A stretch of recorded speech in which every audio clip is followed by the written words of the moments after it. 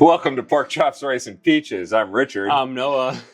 I watched a movie yesterday. You watched a movie that I've seen before, that I've seen a couple times before, but I probably haven't seen in 20 or 25 years. And it's a movie that I put on our to-view list. Yep. It's a movie that I always thoroughly enjoyed. Okay. And I sat there last night watching the movie. I finally looked at your mom and said, did this age poorly? Is this not a funny movie? Is this... I remember loving this movie, and I was 3/4 of the way through the movie last night before I laughed out loud. Really? Yes, and I remember watching this movie when it first came out, a few times, and just thoroughly enjoying it, just thoroughly loving it. And and so the movie is the 1989 A Fish Called Wanda. Yes. And it is a movie written by John Cleese and Charles, I believe it's Crichton? Crichton? Directed by Charles Crichton and John Cleese, starring John Cleese, Jamie Lee Curtis, Kevin Kline, and Michael Palin. Mm-hmm. So for me, this movie this is one of the first post-Monty Python John Cleese ventures that I saw. Okay. And when we finally get to the part of the movie where Cleese and Palin are reunited on screen, these two people who've been acting together for years, such a delight. And last night, no matter how many times I have seen this, Michael Palin's, if you haven't seen it, Michael Palin's character has a stutter, a severe stutter, which he performs so well. And Cleese is trying to get information out of him while he's stuttering. It was really... And it is laugh out loud funny as much today as it was back when we first saw it. Yes. So what is the movie about? Let's do a recap. Because I had never heard of this movie before. Okay, so real quick. Did you like it? I did enjoy it. Okay, good. I did enjoy it. I am glad. Because I know that every time I suggested it, you were like, yeah, but John Cleese plays just a very, not stuffy, but just a kind of an uptight lawyer, a barrister in England, who is in a humdrum marriage to a woman who doesn't seem to really care one way or another about him. He has one daughter, and he meets Wanda Gershwitz, who is an American, and unbeknownst to him, is a member of she's a con man. Yeah. Right? She's a thief and a member of a crew that's trying to rip off like $20 million worth of diamonds from a bank. And the movie is about a heist, and all of the backstabbing and all of the double play, where the double crossing, where manipulation, where two of the members of the crew are trying to get the diamonds for themselves. And everyone on the crew is trying to get the diamonds for themselves. I don't think George was. I don't think George was either, but we'll get to that. But we'll get to that. And so the movie follows this madcap caper. It's part dark comedy. Yeah. It's part slapstick. It's part just absolute silliness. And back then, it was one of the first post-Queen of Scream movies that Jamie Lee Curtis did that showed she has genuine acting talent. Yes. And she does. And she's really good in this movie. She's really good in this movie. So, back in 1989, this was big. And I don't know if you're aware, but Kevin Kline won an Oscar for Best Supporting Actor. I did see something about that. Yeah. I did see something about that's kind of impressive that he won it in a comedy as well. That's kind of impressive. And his performance was, Kevin Kline, when he commits. He's all in. He's all in. His character is really wild. This movie is really wild. All right. So tell me, what did you think? Because I'm kind of like, I'm wondering, Is it just I saw it too many times, or did it just not age well? Here we go. Yes. A Fish Called Wanda. The opening credits feels like a children's sitcom. Like the ones you would see on Disney Channel or Nickelodeon. Okay. Where, the opening credits has like them coming out and doing something. Right. So they introduce all the characters, and it's Jamie Lee Curtis as, John Cleese as, and all that. My first question was, is this a spy film? Because I legitimately knew nothing about it. But I see her pop a camera out of a briefcase, never comes back into play, so she's just scouting the bank. Right. But I'm like, is this a spy film? And then, of course, we are, and I checked, we're not even 3 minutes in, and Otto and Wanda walk in, and this is my thought process walking into this movie, so minor spoilers ahead. For the very beginning is they walk in, and they're talking to Ken. Yeah, they're talking to Ken. And not 3 minutes into the movie, Otto cops a field. Yes, he does. Not even 3 minutes in. And that's when I went, oh, yeah, John Cleese. That's right. And then... and it's a lightning fast 40 seconds later, there's an ass grab. And I timed it. I went back. That's impressive. Because I was like... That's impressive. That's 2 in one shot. Right. And then my next thought is because Otto and Wanda are playing this we're brothers sister angle to like fool everybody. And they were making like, moves on each other in the beginning. Like they were already kind of playing very flirty with each other. So when they said brother and sister, I was like... Wait, he copped a feel on his sister now? And then I stopped and went, oh yeah, John Cleese. Right. So, there was my first 4 minutes with the movie. Okay. If that gives you any indication on where this went. I had no idea where this movie was going at any given point. This movie... And it was written that way. Yes. It's so chaotic. It's you can tell Cleese was involved with this because it's so chaotic. The humor is so fast. It can be so dark. It can be so stupid, and it can be so funny while being so dark and so stupid and so fast that you wouldn't catch it. It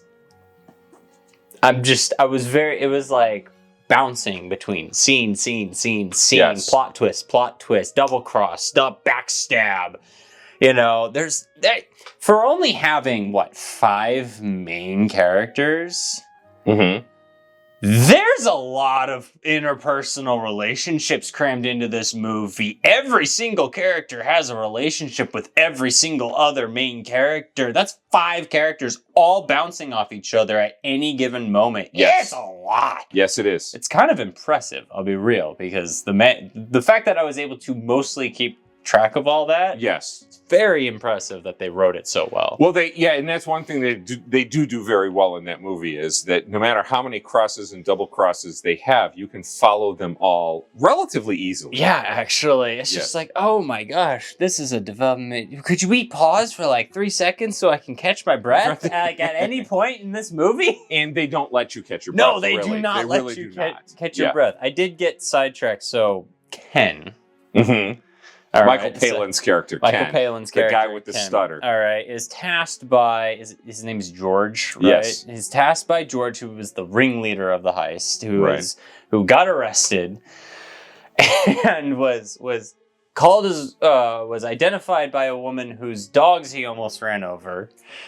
And this running side plot throughout the film, it's mostly Ken on his own. Ken has been tasked with killing this woman because she's part of the reason why George is getting hung up in court. Ken is this woman, this old lady with her 3 dogs. She's the only person who has seen any of them face to face. She saw she saw George. Yeah. And so George has asked Ken to eliminate her, rub her out so that she can't testify against him. And if she's gone, then he's scot-free. Yeah.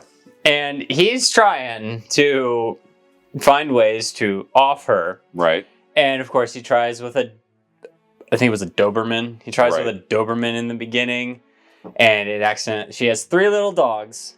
And Ken is an animal lover. Loves animals. Like his apartment has PETA posters on the wall. Yeah. This guy loves animals. And so... He has this Doberman. He tries to get it onto her scent, but it goes and it picks up her dog. Right. Which...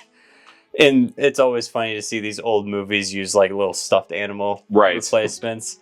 So grabs the dog and runs, and then he's sad because he got an animal killed. Right. I don't remember what the second one was off the top of my head. I think he runs it over. Yes, he runs it over with his truck. Yes, he runs the second dog over, and then the third one's the funny one where he pulls out a gun to try to not snipe her. Because, no, that would be too easy. Because this was my... This is Warner Brothers coming into a major motion picture. They literally set up a falling piano gag, except it wasn't a piano, on a pulley system with a wooden wedge. And he wants to shoot the wedge so that the block drops on her, but she's checking for rain, and she turns around to grab her umbrella, and of course it lands on the dog. Which causes her to have a massive heart attack and die. Although, did you notice the weapon he uses? Because I looked at that thing and said, what in the Kalashnikov pistol f***ery is that thing? I wouldn't it was a hodgepodge of the worst traits of every weapon ever created. Highlighted by the fact that he could have just shot her instead of just and then of course, did you notice? And I loved this. He fires the gun. He shoots the wedge out. The pulley lets loose. The safe falls and hits the dog. She has the heart attack. Yes. He is standing in the apartment in absolute shock that he's killed the third dog. And he leaves the gun in the window. Yeah. And no one on the street thinks to turn and look up because they're just looking at this dead woman on the ground. Yeah. The highlight of the scene, of course, is him walking across the street and realizing that she's dead, and the look of sheer delight on his face, and this crowd of horrified onlookers as this madman goes skipping off merrily down the street. Yeah, okay, so... You like that sequence, huh? It was... Once I figured out what was going on, yes, it was amusing. There's a lot of amusing sequences in this whole movie. I don't even know what to say. The movie's funny. It's a bit cringe funny in the beginning. Yes. Otto is very cringe funny. Yes. So... by today's standards. No, not even by... No. It's just... No, well, by... But nobody was cringing in 1989. Trust me on that one. Trust me on that. Oh no, I was not even by like outdated anything. I'm talking about like Otto is just a cringy character. He's weird. Yeah. He's weird. Like you're watching him and you're like, oh man, come on. Because he's an idiot. He's a total moron who thinks he's a genius. And Klein did a beautiful job of portraying that. Yes, he did. Yes. Yes, he did. Although by the end I was like, can he just die? He just doesn't die. You know, he never does. None of them die. Except the old lady.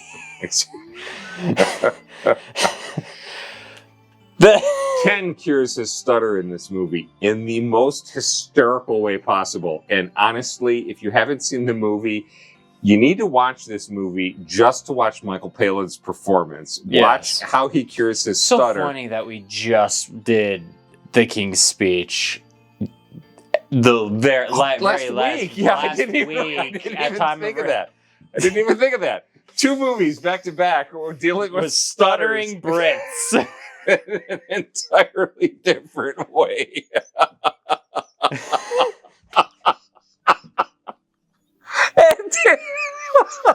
That didn't occur to me. Yeah. So then we have this whole other side to this where we have Wanda, not to be confused with the fish called Wanda, whose only purpose in the story is to be eaten. Spoilers. And then a lot of fish get eaten in this movie, and not in the nice way. The Wanda and Cleese. Mm-hmm. That's all I remember him as. They have this burgeoning love story going. Yes. This throughout this whole movie, and I legitimately thought he was just going to get left in the dust. That was the one thing I would say that actually surprised me, is that they actually stuck to that. I thought that she was just going to try to backstab Otto at the very end, and make off with it scot-free. Honestly, I thought Ken was going to get away with everything. I thought Ken was. You thought Ken was going to win on this whole thing? I felt like that was going to be the who done it, like who's going to get it, you know, in the end. And I thought it was going to be Ken, but no, they.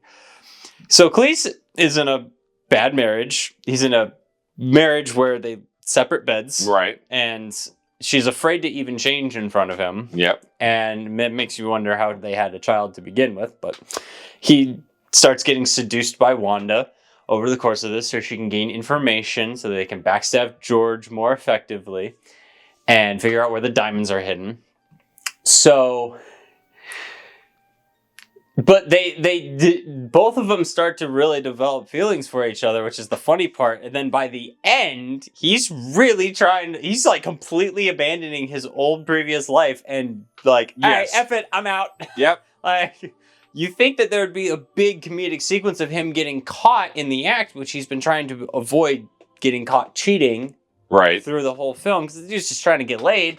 And, you know...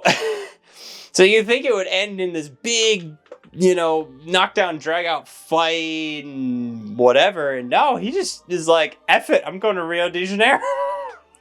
You know... Just abandons everything, grabs his passport. You forget how easy airport security used to be in 1989. Did you notice Otto going through the metal detector and flipping the gun on the outside of it and catching it? It was so smooth. I almost missed it. Completely unrealistic, because even also, that wouldn't... How many... Well, I mean, we've watched Death Wish, where he's given a gun outside an airport. Oh, yeah. But, how many bullets did that gun have in it? As many as was needed to tell the story until it needed to be empty. Yeah. Yeah, pretty much. I think I have just discovered the formula for Hollywood bullets. I don't know that I've never thought of that before. There are just as many bullets in a gun as are needed to tell the story until the gun has to be empty. Unless you're John Wick. And then they're very meticulous about bullet count. Well, that's modern movie making, I guess. You know, classic movie making. Classic movie making. Yeah, the bullet has as many. Yeah. Dirty Harry. Okay. No, hang on. Oh, it's funny you should say that because no, it's really funny you should say that. We used to have Hacker Theater. Right? I've told you about that before. Hacker Theater was the midnight movie on the submarine when we were out to sea, and it was a movie where people get into arguments over what was taking place and stop the movie and reverse it and the whole bit. Okay, so Tyne Daly and Harry and I forget her character's name, and Harry Callahan are in a shootout, and she's got a revolver, and they show her reloading, and that reload happens like that. Yeah. Now, that was a major argument because, you know, you can speed load a revolver. Yeah. You know, with the little cylinder with the button, and you pop it in like that. But it happened so fast on film, there was this massive argument as to whether or not that was legitimate or whether or not that was Hollywood fakery. See, we don't get that fun stuff in the military anymore. We have laptops and 4K and streaming. We had and the internet. We had a reel-to-reel projector on the mess decks of a submarine, and we had people pausing and just, you know, like counting frames and.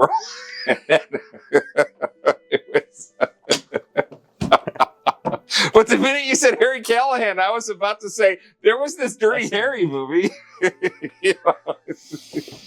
Oh, that's funny. Yeah. But yeah, that must have been the old formula for bullets and bullets and guns.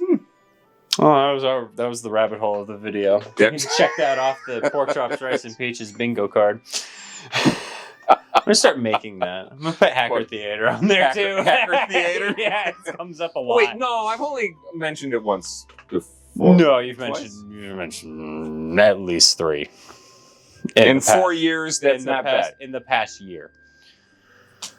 I edit these videos. That almost sounds like a complaint. You. It's not a complaint. I'm just... I promise you. So, do not go check. Just don't go check. I've already got 1 crow I have to eat. I don't need to eat any more. Yeah, A Fish Called Wanda it's hilarious. I found it hilarious. It was really funny. I'm glad. I truly am glad. It's not... It wasn't rolling on the floor laughing. Right. It wasn't, falling out of my seat laughing. But there's a lot where I'm just like... this is pretty much my reaction the whole time.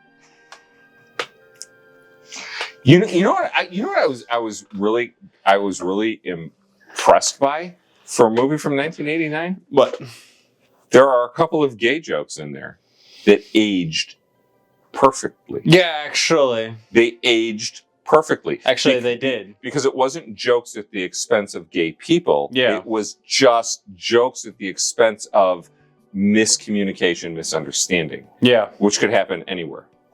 Yeah. And so they actually aged really well. And I thought about that and I was like, nobody could get offended at that. Oh, I'm sure someone could, but... They'd have to be looking for it. Yeah. And I also think that it was also making fun of, like, people who don't like gay people, homophobes, Yeah, a little bit. Behavior. Maybe a little bit. I mean, John Cleese is a comedic dude, so he understands. You make fun of people when you do that. Yeah, which is funny because one of the scenes is Otto is talking to Ken and he's doing that whole bit, right? And everyone else is kind of like. They've all got 70s stashes and all that, so you're just like, oh yeah, that makes sense. Otto, for as stupid as his character was supposed to be, does have the ability to recognize a situation where he has to slip into a con. Yeah. And do it very quickly and convincingly. Yeah. So, yeah, that's pretty good. No, the characters are interesting. The characters are funny. And the plot is lightning quick. It doesn't breathe. It doesn't take a second. So no, it does not. No, if you're gonna watch this, drink some caffeine before. It will help. So or an Adderall. I don't. This is not a paid advertisement. Fish Called Wanda is free on Amazon. And if you haven't seen this movie, if you like going back and looking at older movies and seeing something that you haven't, you've never seen before, A Fish Called Wanda is a great entry. It's good popcorn flick. I could see why it was. The movie's funny. The movie's funny. Just they set up a William Tell during the heist. Oh, I know. Yeah, it's just like that was straight out of Monty Python. But, yeah, just and that was the big one. Otto needs to stop sniffing his armpits and shoes. Because half the movie he's just.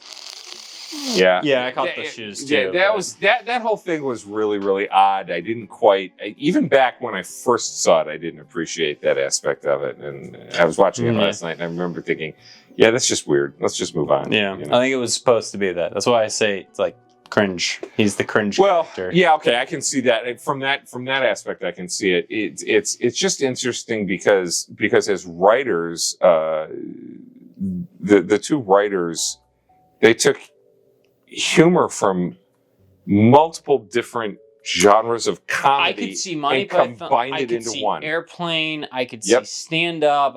There is just and you never know what's coming next. Yes, it's and hands down for me, the standout performance was Michael Palin. Mm-hmm. It really was. Yeah, he's a sleeper in the movie. Yeah, he steals it. Mm-hmm. I agree. So, A Fish Called Wanda. Yeah, that's it. That's this week's entry. Have you seen it? What do you think of it? Leave your thoughts below. If you haven't seen it, go give it a shot. It's pretty funny. If you're a fan of Monty Python, you'll probably like it. Yeah, probably. Yep. That's it. That's what we got. Thanks for tuning in to this week's episode of Pork Chops, Rice, and Peaches. We'll see you next time. Bye-bye.